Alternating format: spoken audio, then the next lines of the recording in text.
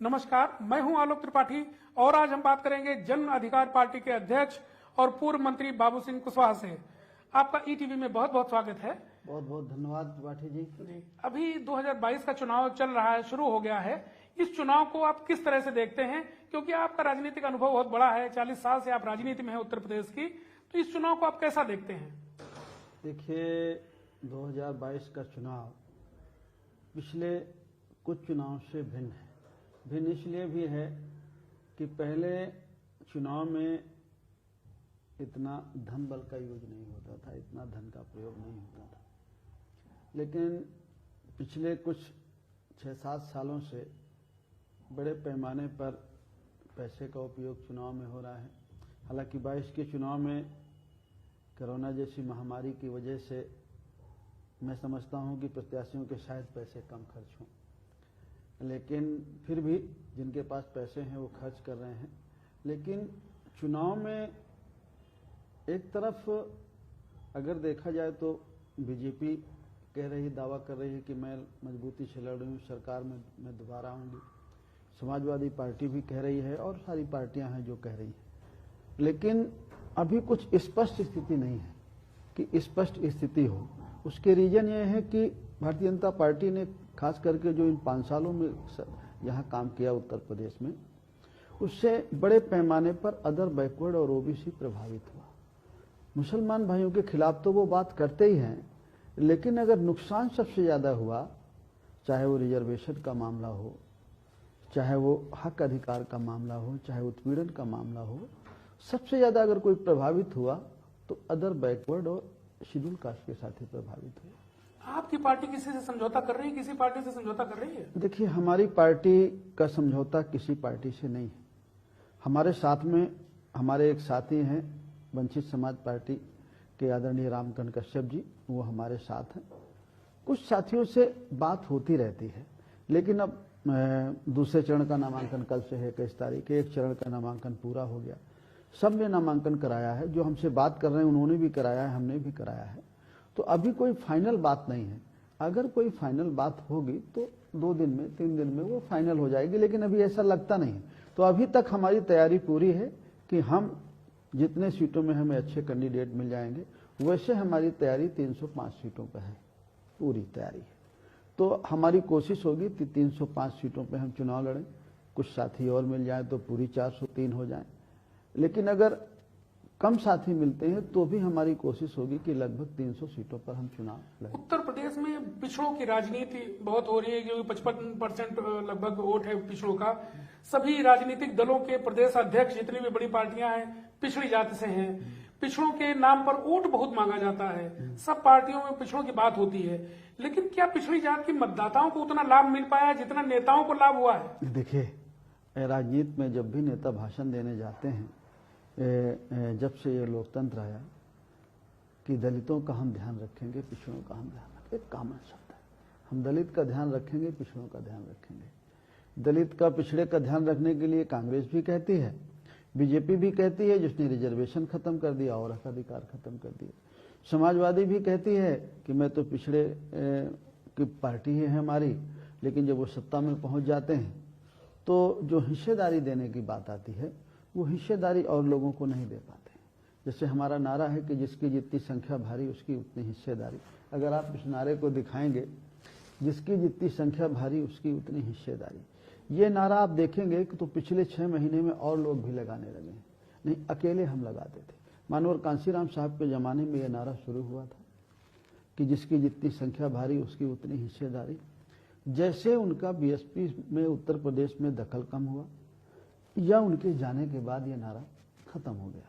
BSP जो नारा ये लगाती थी कि जिसकी जितनी संख्या भारी उसकी उतनी हिस्सेदारी, उससे वो नारा खत्म हो गया।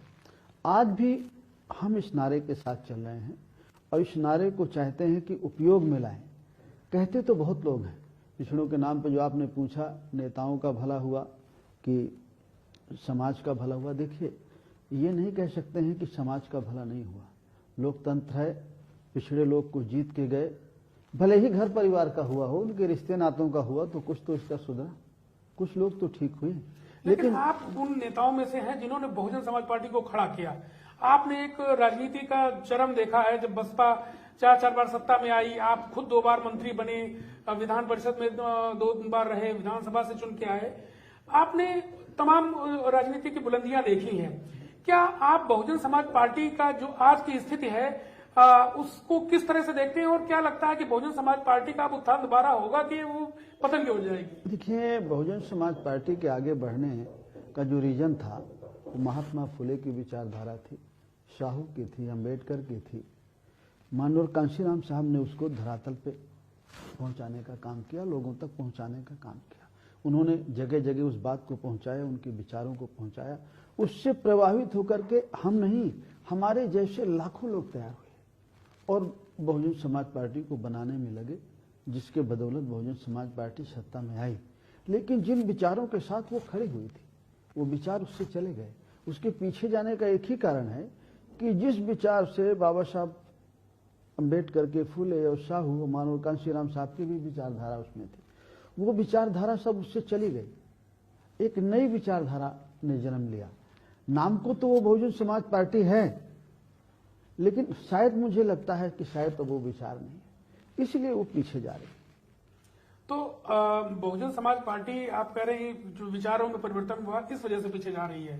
मेरा मानना आपके साथ के जो नेता थे बहुजन समाज पार्टी, बड़ा नाम थे, स्वामी प्रसाद मौर्य हो गए, नसीमुद्दीन जी हो गए, आप हो गए, अब बड़े नाम जितने भी थे बहुजन समाज पार्टी की छिटक करके अलग अलग चले गए हैं। कुछ नेताओं ने जब अलग हुए पार्टी तो बहुजन समाज पार्टी पे तमाम मायावती जी पर आरोप लगाए, पैसे के लेन देन के आरोप लगाए, आपने कोई आरोप नहीं लगाया। क्या आप ये समझते हैं कि इस तरह की बातें सही हैं? देखिए, स्वामी प्रसाद मौर्य 96 में बीएसपी आई। बीएसपी तो 84 में बनी थी, उसके पहले बाम DS4 था। स्वामी प्रसाद मौर्य तो 96 में आए। जब मायावती जी एक बार 95 में मुख्यमंत्री बन लिया था तो वो 96 में आए। जब गवर्नमेंट से वो हट गई, 6 महीने राष्ट्रपति गवर्नर रूल था, उसी बीच वो आए, बीएसपी में शामिल हुए और वहाँ से उनकी राजनीति में थोड़ा आगे बढ़ने की शुरुआत हुई। पहले वो लोक दल में, जनता दल में रहे, लेकिन वो सफल नहीं हो पाए। वहाँ से 96 से उनकी शुरुआत हुई। बहुत सारे और लोग नेता गए। नसीमुद्दीन जी ने एक ऑडियो वायरल किया था। नसीमुद्दीन जी गए। देखिए, एक चीज़ मैं बताऊं, मैं अपना निजी विचार बता रहा हूं कि जिसके साथ हमने 10 साल, 20 साल, 15 साल, 25 साल रहे हैं, हमने उस पर भरोसा किया, उसने हमसे भरोसा किया। हमारी अगर आपकी कोई व्यक्तिगत बात है तो रिश्ते खत्म हो गए, बात खत्म हो गई। अगर व्यक्तिगत बात है, अगर हम उसको उजागर करेंगे तो क्या रह गया? मैं समझता हूं कि जिस रिश्ते से वो बातें होती रही होंगी उस समय उस रिश्ते की कदर थी, और अगर हम किसी के साथ थे और हमारे पारिवारिक संबंध थे तो ठीक है, आज हमसे बुराई है, उसको आगे नहीं बढ़ाना चाहिए, आगे नहीं चर्चा करना चाहिए। जो व्यक्ति ये कहते हैं जैसे बीएसपी पर पैसे लेने की, मैं कोई वकालत नहीं कर रहा हूँ बीएसपी की, पैसे लेने की और बहुत सारे फिर बीएसपी क्या कर रही हो तो जग जाहिर है, वो दुनिया जानती है। आप भी तो उसमें शामिल थे, आप भी तो यही करा रहे थे, आपके कहने से ही थोड़ी जानेंगे। तो थोड़ा मैं समझता हूं कि परहेज करना चाहिए, और बाकी लोगों का मन, मैं तो जिसके साथ मैं अपना जानता हूं, मुझको बहुत लोगों ने कहा, मुझको सीबीआई ने कहा, मैंने कहा यार मुझे नहीं लगता है कि मैं बोल पाऊंगा, मैं बोलूंगा तो मुझे लगता है कि मेरा सब खत्म हो जाएगा।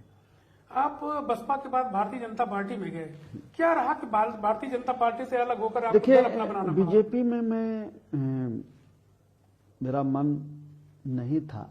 मेरे कुछ साथी, बीजेपी के कुछ साथी कहने लगे तो मैं 3 जनवरी को गया। मैं 4 जनवरी को मेरे यहाँ रेड हो गई, सीबीआई की रेड हो गई। मीडिया को मैनेज करके बड़े पैमाने पर मीडिया में, आपको ध्यान होगा, 15 दिन तक मेरी ही न्यूज़ चली। मैं खुद नहीं समझ पा रहा था कि इतना बड़ा मैं कैसे आदमी हो गया कि 15 दिन तक मेरी ही न्यूज़ चल रही है 24 घंटा।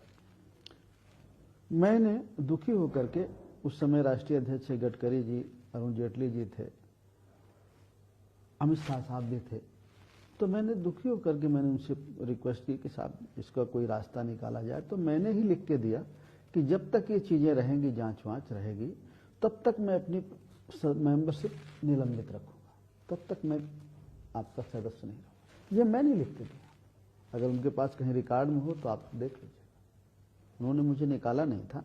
फिर उसके बाद क्या हुआ कि आपने अपनी पार्टी बनाई? उसके बाद फिर मैं जेल गया, मैं जेल में रहते रहते हम लोगों की बातचीत हुई कि अगर हमें गरीब और कमज़ोर की लड़ाई लड़नी है, पिछड़े और दलित की, अक़लियत की, किसान की, मजदूर की लड़ाई लड़नी है, जिसके लिए हम लोगों ने पूरा अपना जीवन लगाया। बहुत सारे पुराने साथी थे, कार्यकर्ता थे, नेता तो नहीं थे, कार्यकर्ता थे, तो क्यों ना हम लोग एक संगठन बनाएं और फिर से शुरुआत करें। तो जेल में रहते रहते हम लोगों ने पार्टी बनाई, जन अधिकार पार्टी, और उसी के माध्यम से आज लोगों के बीच में हम जाते हैं। 5 साल या 6 साल होने वाले हैं। 6 सालों में हमारा संगठन महाराष्ट्र में है, मध्य प्रदेश में है, बिहार में है, उत्तर प्रदेश में है, राजस्थान में है। और उत्तर प्रदेश का चुनाव हम पिछला 5 साल पहले वाला लड़े। पार्टी की शुरुआत थी, लगभग शुरुआत थी, कुछ सीटों पर लड़े, 40-45 सीटों में हम लोग मध्य प्रदेश में लड़े। अब फिर से इस चुनाव पे लौटते हैं। हाँ। ये बताइए कि अब आपको क्या लगता है, क्योंकि आपने तमाम राजनीति में उतार चढ़ाव देखे हैं, आपको लगता है कि आपकी पार्टी दोबारा सत्ता में आएगी या किसी से आप गठजोड़ करेंगे? कैसे आप दोबारा? देखिए, हम लोग पूरी तैयारी से लगे हुए हैं और पूरी मजबूती से लड़ेंगे और हम लड़ करके जीतेंगे भी। हमारी कोशिश ये है कि हम सत्ता में तो नहीं आ पाएंगे, लेकिन कोशिश ये है कि भागीदार बन जाए, सत्ता के भागीदार बन जाएं, हमारी पार्टी को मान्यता मिल जाए। अगर हम 6% वोट ले लेते हैं, कुछ सीटें जिताने के साथ अगर हम 6% वोट ले लेते हैं, तो हमारी पार्टी एक मान्यता प्राप्त दल बन जाती है। तो हमारे सभी साथियों की, हमारी कार्यकर्ताओं की कोशिश है, नेताओं की, कि हम कुछ सीटें जीतें और हमें मिनिमम 6% वोट मिल जाए तो हमारी पार्टी मान्यता प्राप्त दल हो जाए उत्तर प्रदेश में। फिर तो हम आगे की लड़ाई बहुत आसानी से जीतें। हमसे बात करने के लिए बहुत बहुत धन्यवाद। आपको भावी राजनीति के लिए बहुत शुभकामनाएं। ये थे बाबू सिंह कुशवाहा जी, जो बता रहे थे कि उत्तर प्रदेश की राजनीति में वो क्या देखते हैं, किस तरह की राजनीति देखते हैं। कैमरामैन विजय के साथ आलोक त्रिपाठी, ईटीवी भारत, लखनऊ।